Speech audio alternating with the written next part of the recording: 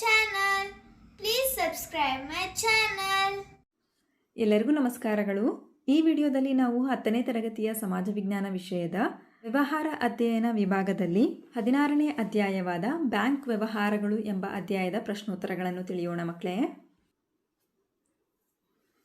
ಮುಖ್ಯ ಪ್ರಶ್ನೆ 1. ಖಾಲಿ ಬಿಟ್ಟ ಸ್ಥಳಗಳನ್ನು ಸೂಕ್ತ ಉತ್ತರಗಳಿಂದ ತುಂಬಿರಿ. ಮೊದಲ ಬಿಟ್ಟ ಸ್ಥಳ, ಬ್ಯಾಂಕ್ ಎಂಬ ಪದವು ಫ್ರೆಂಚ್ ಭಾಷೆಯ ಡ್ಯಾಶ್ ಶಬ್ದದಿಂದ ಬಂದಿದೆ. ಇದಕ್ಕೆ ಉತ್ತರ ಬ್ಯಾಂಕ್. ಬ್ಯಾಂಕ್ ಎಂಬ ಪದವು ಫ್ರೆಂಚ್ ಭಾಷೆಯ ಬ್ಯಾಂಕ್ ಶಬ್ದದಿಂದ ಬಂದಿದೆ. ಎರಡನೆಯ ಬಿಟ್ಟ ಸ್ಥಳ, ಬ್ಯಾಂಕುಗಳ ಬ್ಯಾಂಕ್ ಡ್ಯಾಶ್ ಆಗಿದೆ. ಇದಕ್ಕೆ ಉತ್ತರ ಭಾರತೀಯ ರಿಸರ್ವ್ ಬ್ಯಾಂಕ್. ಬ್ಯಾಂಕುಗಳ ಬ್ಯಾಂಕ್ ಭಾರತೀಯ ರಿಸರ್ವ್ ಬ್ಯಾಂಕ್. ಮೂರನೆಯ ಬಿಟ್ಟ ಸ್ಥಳ, ರಾಷ್ಟ್ರೀಕೃತ ಬ್ಯಾಂಕಿಗೆ ಉದಾಹರಣೆ ಡ್ಯಾಶ್. ಇದಕ್ಕೆ ಉತ್ತರ ಭಾರತೀಯ ಸ್ಟೇಟ್ ಬ್ಯಾಂಕ್. ರಾಷ್ಟ್ರೀಕೃತ ಬ್ಯಾಂಕಿಗೆ ಉದಾಹರಣೆ ಭಾರತೀಯ ಸ್ಟೇಟ್ ಬ್ಯಾಂಕ್. ನಾಲ್ಕನೆಯ ಬಿಟ್ಟ ಸ್ಥಳ, ರಾಷ್ಟ್ರೀಯ ಉಳಿತಾಯ ಪತ್ರಗಳನ್ನು ಡ್ಯಾಶ್ ಇಲಾಖೆಯು ನೀಡುತ್ತದೆ. ಇದಕ್ಕೆ ಉತ್ತರ ಅಂಚೆ. ರಾಷ್ಟ್ರೀಯ ಉಳಿತಾಯ ಪತ್ರಗಳನ್ನು ಅಂಚೆ ಇಲಾಖೆಯು ನೀಡುತ್ತದೆ. ಐದನೆಯ ಬಿಟ್ಟ ಸ್ಥಳ, ಬ್ಯಾಂಕಿನಲ್ಲಿ ದಿನಕ್ಕೆ ಎಷ್ಟು ಬಾರಿಯಾದರೂ ವ್ಯವಹರಿಸಬಹುದಾದ ಖಾತೆ ಡ್ಯಾಶ್. ಇದಕ್ಕೆ ಉತ್ತರ ಚಾಲ್ತಿ ಖಾತೆ. ಬ್ಯಾಂಕಿನಲ್ಲಿ ದಿನಕ್ಕೆ ಎಷ್ಟು ಬಾರಿಯಾದರೂ ವ್ಯವಹರಿಸಬಹುದಾದ ಖಾತೆ ಚಾಲ್ತಿ ಖಾತೆ. ಆರನೆಯ ಬಿಟ್ಟ ಸ್ಥಳ, ಠೇವಣಿಯನ್ನು ನಿಗದಿತ ಅವಧಿಗೆ ಡ್ಯಾಶ್ ಖಾತೆಯಲ್ಲಿ ಇಡಬಹುದಾಗಿದೆ. ಇದಕ್ಕೆ ಉತ್ತರ ನಿಶ್ಚಿತ ಠೇವಣಿ.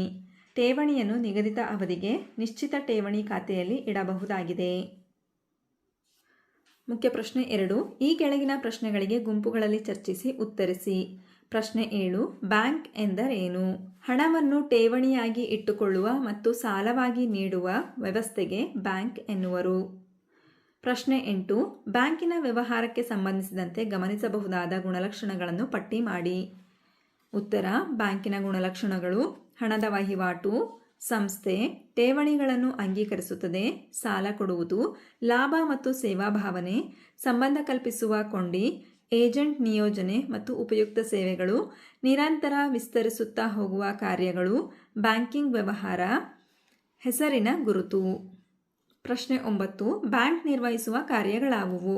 ಉತ್ತರ ಬ್ಯಾಂಕ್ ನಿರ್ವಹಿಸುವ ಕಾರ್ಯಗಳು ಸಾರ್ವಜನಿಕರಿಂದ ಅಥವಾ ಇತರರಿಂದ ಠೇವಣಿಗಳನ್ನು ಅಂಗೀಕರಿಸುವುದು, ಸಾರ್ವಜನಿಕರಿಗೆ ಮತ್ತು ಸಂಘ ಸಂಸ್ಥೆಗಳಿಗೆ ಸಾಲಗಳನ್ನು ಕೊಡುವುದು, ಹಣವನ್ನು ಒಂದು ಸ್ಥಳದಿಂದ ಇನ್ನೊಂದು ಸ್ಥಳಕ್ಕೆ ವರ್ಗಾಯಿಸುವುದು, ಚೆಕ್ಕು ಮತ್ತು ಹುಂಡಿಗಳ ಮೇಲೆ ಹಣ ವಸೂಲು ಮಾಡುವುದು, ಹುಂಡಿಗಳ ಸೋಡಿ ಮಾಡುವುದು, ಭದ್ರತಾ ಕಪಾಟುಗಳನ್ನು ಬಾಡಿಗೆಗೆ ಕೊಡುವುದು, ವಿದೇಶಿ ವಿನಿಮಯ ವ್ಯವಹಾರಗಳನ್ನು ನಿರ್ವಹಿಸುವುದು, ಬೆಲೆ ಬಾಳುವ ವಸ್ತುಗಳನ್ನು ತಮ್ಮ ಸುಪರ್ದಿನಲ್ಲಿ ಭದ್ರವಾಗಿ ಇಟ್ಟುಕೊಳ್ಳುವುದು, ಸಾಲಪತ್ರಗಳನ್ನು ಮತ್ತು ಜವಾಬ್ದಾರಿ ಪತ್ರಗಳನ್ನು ಕೊಡುವುದು, ಸರ್ಕಾರದ ಹಣಕಾಸಿನ ವ್ಯವಹಾರಗಳನ್ನು ನಿರ್ವಹಿಸುವುದು. ಪ್ರಶ್ನೆ 10. ಬ್ಯಾಂಕ್ ಮತ್ತು ಗ್ರಾಹಕರ ಸಂಬಂಧವನ್ನು ತಿಳಿಸಿ. ಉತ್ತರ ಬ್ಯಾಂಕ್ ಮತ್ತು ಗ್ರಾಹಕರ ಸಂಬಂಧ ಸಾಮಾನ್ಯ ಸಂಬಂಧ ಹಾಗೂ ವಿಶೇಷ ಸಂಬಂಧ ಅಂತ ನೋಡ್ತೀವಿ. ಸಾಮಾನ್ಯ ಸಂಬಂಧದಲ್ಲಿ ಪ್ರಾಥಮಿಕ ಸಂಬಂಧ, ಸಹಾಯಕ ಅಥವಾ ಉಪಕಾರ ಸಂಬಂಧ, ನಿಯೋಗಿ ಮತ್ತು ಮುಖ್ಯಸ್ಥನ ಸಂಬಂಧ. ವಿಶೇಷ ಸಂಬಂಧದಲ್ಲಿ ಚೆಕ್ಕುಗಳನ್ನು ಮನ್ನಣೆ ಮಾಡುವುದು, ಗ್ರಾಹಕನ ಲೆಕ್ಕಗಳ ಗೌಪ್ಯತೆ ಕಾಪಾಡುವುದು. ಪ್ರಶ್ನೆ 11. ಬ್ಯಾಂಕ್ ಖಾತೆಗಳಲ್ಲಿ ಉಳಿತಾಯ ಖಾತೆ ತೆರೆಯುವವರ ಸಂಖ್ಯೆ ಹೇರಳವಾಗಿರುತ್ತದೆ, ಕಾರಣ ಕೊಡಿ. ಉತ್ತರ ಸಾಮಾನ್ಯವಾಗಿ ವೇತನ ಪಡೆಯುವವರು, ವಿದ್ಯಾರ್ಥಿಗಳು, ಹಿರಿಯ ನಾಗರಿಕರು, ಪಿಂಚಣಿದಾರರು ಕೂಡ ಉಳಿತಾಯ ಖಾತೆ ತೆರೆಯಲು ಅವಕಾಶವಿದೆ. ಇದು ಹಣ ಉಳಿತಾಯ ಮಾಡಲು ಸಹಾಯ ಮಾಡುತ್ತದೆ. ಗರಿಷ್ಠ ಮೊತ್ತಕ್ಕೆ ಪರಿಮಿತಿ ಇರುವುದಿಲ್ಲ. ಚೆಕ್ಕು ಪುಸ್ತಕಗಳ ಮೂಲಕ ಹಣವನ್ನು ಹಿಂದಕ್ಕೆ ಪಡೆಯಬಹುದು. ಈ ಎಲ್ಲ ಕಾರಣಗಳಿಂದ ಬ್ಯಾಂಕ್ ಖಾತೆಗಳಲ್ಲಿ ಉಳಿತಾಯ ಖಾತೆ ತೆರೆಯುವವರ ಸಂಖ್ಯೆ ಹೇರಳವಾಗಿರುತ್ತದೆ. ಪ್ರಶ್ನೆ 12. ಬ್ಯಾಂಕ್ ಖಾತೆ ತೆರೆಯುವುದರಿಂದಾಗುವ ಅನುಕೂಲಗಳಾವುವು? ಉತ್ತರ ಬ್ಯಾಂಕ್ ಖಾತೆ ತೆರೆಯುವುದರಿಂದಾಗುವ ಅನುಕೂಲಗಳು: ಹಣದ ಭದ್ರತೆ, ಹಣದ ಪಾವತಿ, ಹಣದ ವಸೂಲು, ಸಾಲ ಪಡೆಯಲು, ವ್ಯವಹಾರಗಳನ್ನು ಸುಗಮವಾಗಿ ನಡೆಸಲು, ಭದ್ರತಾ ಕಪಾಟುಗಳನ್ನು ಪಡೆಯಬಹುದು. ಹಾಗಾದರೆ ಮಕ್ಕಳೇ, ಈ ಅಧ್ಯಾಯದಲ್ಲಿ ಬರ್ತಕ್ಕಂತಹ ಎಲ್ಲ ಪ್ರಶ್ನೆಗಳಿಗೆ ನಿಮಗೆ ಉತ್ತರ ಲಭಿಸಿದೆ ಅಂತ ನಾನು ಭಾವಿಸ್ತಾ ಇದ್ದೀನಿ. ಧನ್ಯವಾದಗಳು.